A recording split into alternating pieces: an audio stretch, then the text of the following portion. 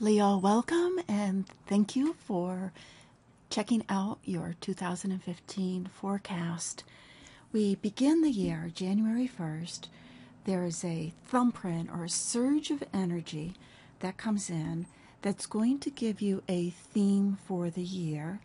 And part of that has to do with the fact that the last couple years there's been a stress in your life, and wherever you felt stress or obstacles, this 2015 can be a year where you break free from that. If you have paid attention to what the messages have asked you to look at and made your own transformation. Some of this transformation for you would have come from an area of life that has to do with looking at your daily routine and your health and taking care of your health and taking care of all the little things that need to get done for the big picture and for the long run. And you may start this year feeling a little frustrated between what you want to do, what you know you deserve, and what others want from you. So there could be a frustration that comes. And even if there's a buried, I want to say anger side, a buried side that's like, how dare they, this is my life. How that is something to allow to bring up, recognize, release. Some of this frustration could also come from whatever you're doing in life in terms of your work, your career, your profession. If you feel that you're not getting paid your worth or recognized, that too could come out as something to be communicated this year. That's seen with, there's a symbol of feeling disappointed with emotionally perhaps someplace around your work world that may connect with financial issues. Now, as we move into the year, we are looking at, there's different messages that come in, and Mercury's the messenger of the zodiac. So let's look at the Mercury retrograde. So first, Mercury retrograde is in January 21st from Aquarius. And again, this is emphasizing what other people want or expect in life, and whether or not it's opposed. They're opposing what you want. They're opposing what is important for you. So, hey, this is what I want my life to be like. And other people can have different ideas and thoughts, and there can be a banter back and forth between what they want from you and what you want in your life and what you want to give them. Then, so that's one thing to recognize is, am I with people that want what I want, and or that understand where I'm coming from, understand my methods and motivations. The second Mercury retrograde has this question. What part of the question of the second Mercury retrograde is from Gemini, and that goes retrograde on the 18th of May. And in Gemini, see, it's over here, Mercury in Gemini.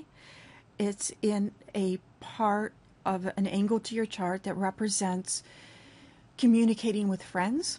Friends, and on some level, friends can come back. You might find in May time and through the beginning of June that you hear a lot from friends and you're making these plans or you're rearranging these plans.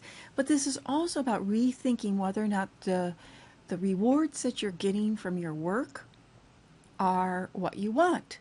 So there's a bit of an element of rethinking some of what started off the year. It's like, who am I with? What am I doing? Am I getting the rewards? And is it in balance here? Then the next Mercury retrograde is in September 17th, and that is from Libra, and that is about communicating. So by the time we get to the fall, you'll feel really good about communicating. You could have made all these changes at that time, and really feeling that you can get your word across, your message across, and in a way that others understand you. You're understanding them, they understand you, and it creates that Libra harmony with others. Now, the other way to look at what's going to happen for me this year is to look at the eclipses. And the eclipse patterns, they have been in Taurus, Scorpio, Aries, Libra axis. And we still have some Aries, Libra axis. But the first one is March 20th, the day that the sun goes into Aries. But right before, we have a new moon eclipse at 29 degrees of Pisces, which is considered in fixed star lore not a happy place for it, so there can be some angst that goes on at that time, and it's shifting to a more psychological part of life for you, a more intuitive part, and to a part that is, hey, what am I getting from others? Am I getting what I want from others? And what and is that unspoken agreement? If I do this, will I get this back? That intuitive sense from others shows up. It also shows that you will be looking at your life in a sense of, hey, my life is moving on, and I need to capture it. That it's an emotional feel. Listen to your intuition, because tremendous amount of intuitive energy starts to pop up in mid to end March. Then the next eclipse, the lunar eclipse, April 4th, goes back to where it's been, which is, what is it that I want to share with others? What is it what I want to give to others, teach others? And what do I want to learn? And what are the little things in life, that the mechanics, the little mechanic things of life that I can know that will help me in my job, even around my house, how to work my phone, etc., etc. And communication is a big deal. And remember, you get to the end of the year, but or at least by the fall, with some type of resolution around communicating with others, getting your heart and life in balance through communication. This eclipse is connected with this planet Uranus and Pluto, which has been this major energy going on. See the Pluto-Uranus square. So it's not an easy energy, but it can be a time where a lot of things happen. If you are in college, this could be a time where you rethink, do I have the career? Am I choosing the right career path? Am I choosing the right major? There can be some thoughts around that come up. Then the next solar eclipse on September 13th is what is in Virgo, and that is that shifting of the energies.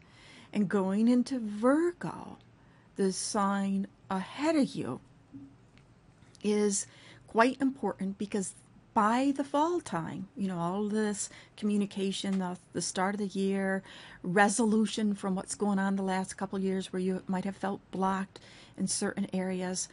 Now it's time to look at your financial well-being, and you could find that things start to expand for you financially, but it's more than just money.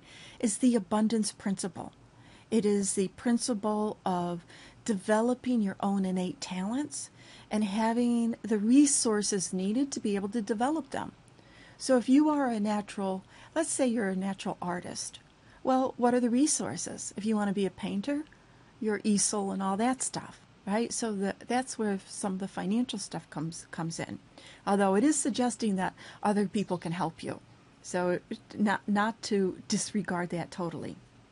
Then as we move into a very important aspect for you, Venus is going retrograde this year. It only goes retrograde once every couple of years. And it's going retrograde from Virgo, where the eclipses are shifting into, and also where Jupiter goes into, and goes back to Leo, and it stations in Leo, and it stations at a degree of where Jupiter ends up going direct in the springtime. And because it's in Leo, it's actually very positive for you, because Venus will be spending, as it's slowing down, it creeps into Virgo, it slows down through Leo, then it goes back, connects into Virgo, goes back into Leo, so it spends a lot of time in your sign, which is positive for you. So the summertime, it goes retrograde on July 25th. The summertime can be a very positive time for you, where you can listen to your heart, do some things that you've always wanted to do, and generally feel a lot freer in life. Now, take advantage of opportunities that come your way, because Jupiter, like I said, Jupiter on August 11th is going to leave your sign and won't be back for another 11.8 years, so almost 12 years. It's going to leave your sign and go into Virgo.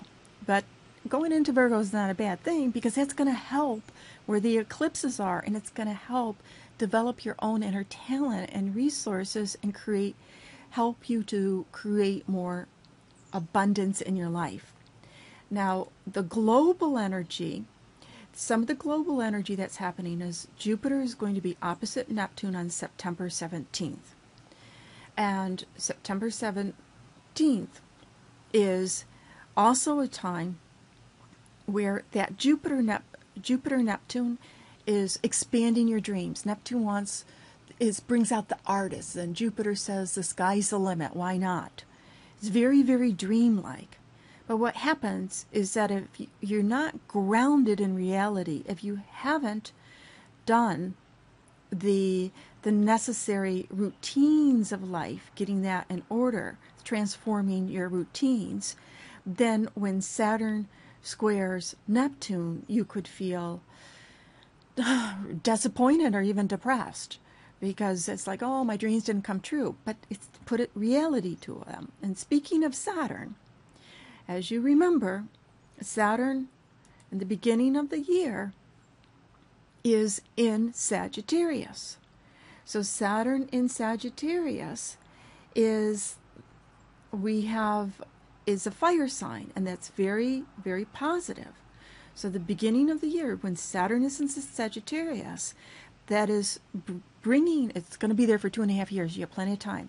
Expanding your self-expression, expanding the hobbies that you love to do, taking on something, making sure that you feel free to have time to do the things you love to do. So, but it dips back into Scorpio in the summertime. So anything that you haven't dealt with in 2013, 2014, you get there's a sense of wrapping it up by the end of the year. And that's where that Saturn square Neptune, you want to be able to do what's necessary, take the steps, do the hard work, so there isn't the disappointment. And then the year finishes with Uranus going direct on December 25th. For those that celebrate Christmas, it should be interesting, and you can expect some different presents. So whenever Uranus goes direct, there's a huge shift in energy of let's get moving, excitement, and movement in terms of ready for change, ready for something else. Have a wonderful 2015. Thank you very much for being a subscriber and sharing. Thanks.